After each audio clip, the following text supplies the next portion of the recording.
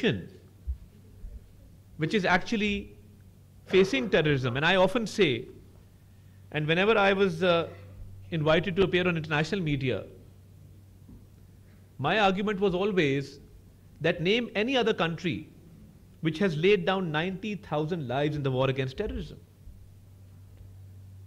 And Pakistan, in fact, is a shield or a wall between terrorists and the rest of the world.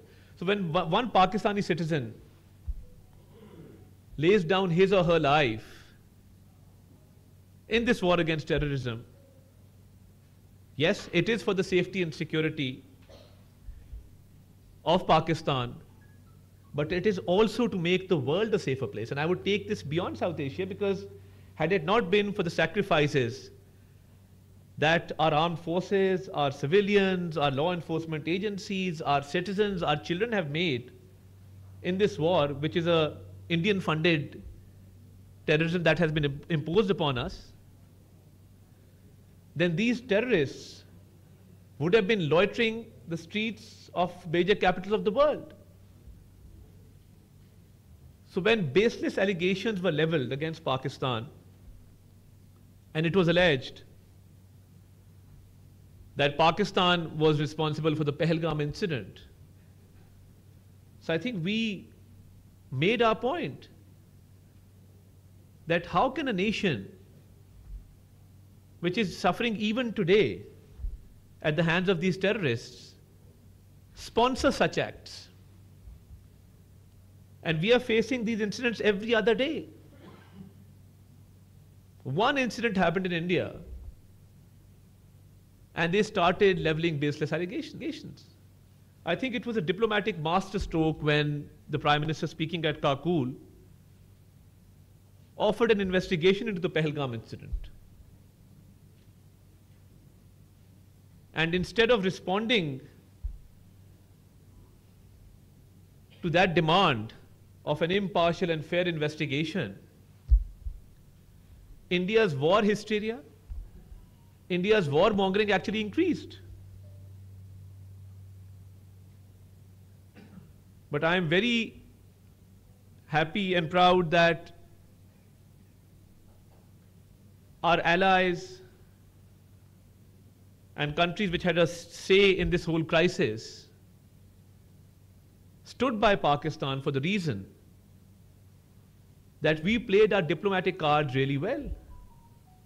And we saw that based on our narrative,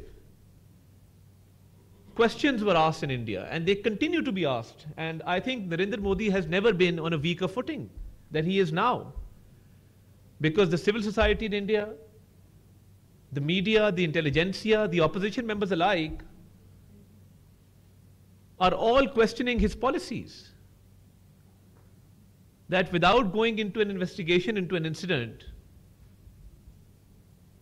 they resorted to aggression, killing innocent civilians in Pakistan.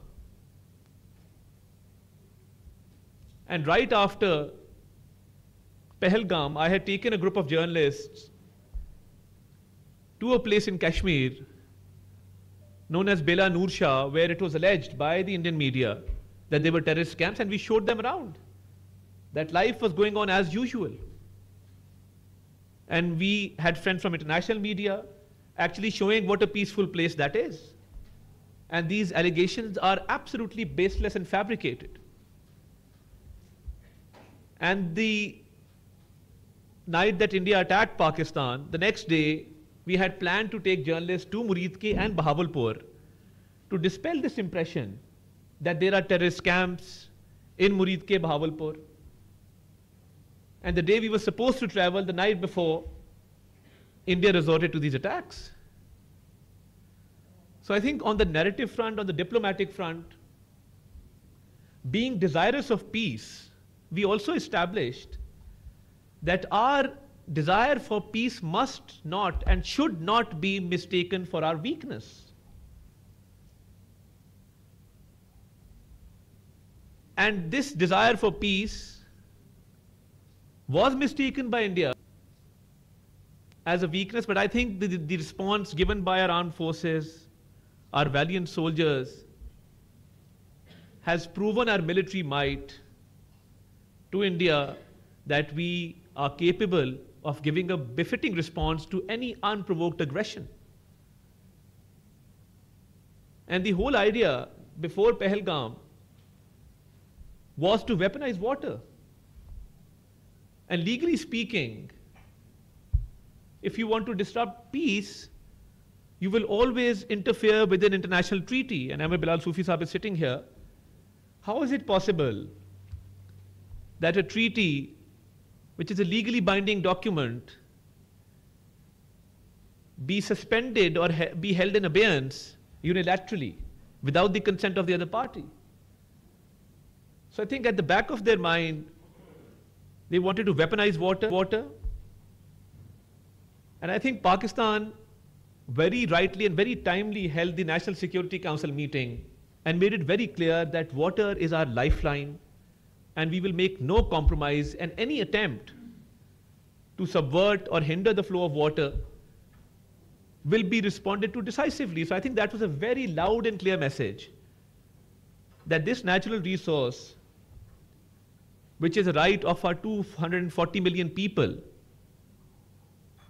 cannot be violated. So I think India opened up many fronts, because the false notion and the false glorification of this rising India, they actually believed in it. And in fact, this notion, this false notion, had very shaky foundations, and when put to the test through legal means, through diplomatic means, through military means, and through narrative means, the whole premise of this false notion of rising India fell flat on its face. So I think even now, when we talk about the post-war scenario, we say that we are desirous of peace, but that should be based on reciprocity. And that should be based on resolution of all disputes, including Kashmir.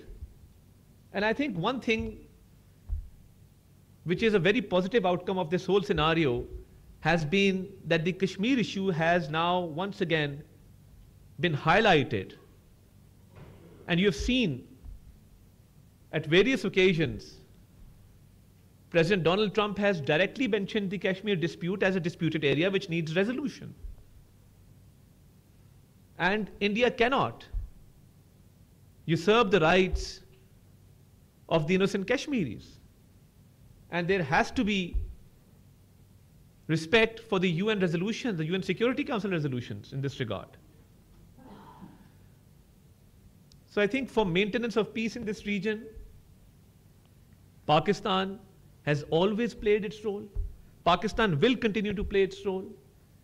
And this recent escalation has proven to the world that we as a nation can not only respond to unprovoked aggression, but when it comes to diplomatic means, we have the skill, we have the capability of proving our point to the world.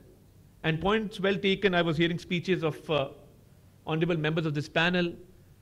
Yes, there is room for improvement.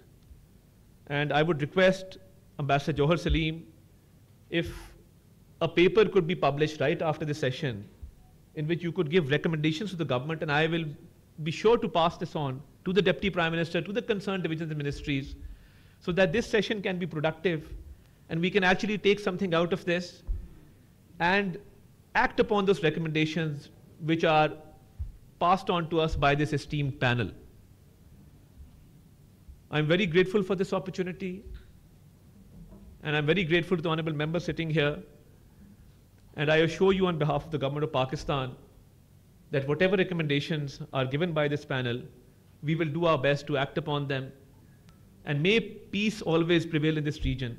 And may Pakistan always prosper. Pakistan Zindabad. Thank you very much.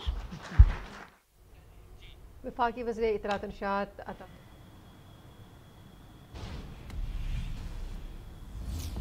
आगे बढ़ते हुए आपको बताएंगे वज़रा में वफाकी वज़ीर तवानाई Awais लगारी number ले गए। वज़ीर आज़म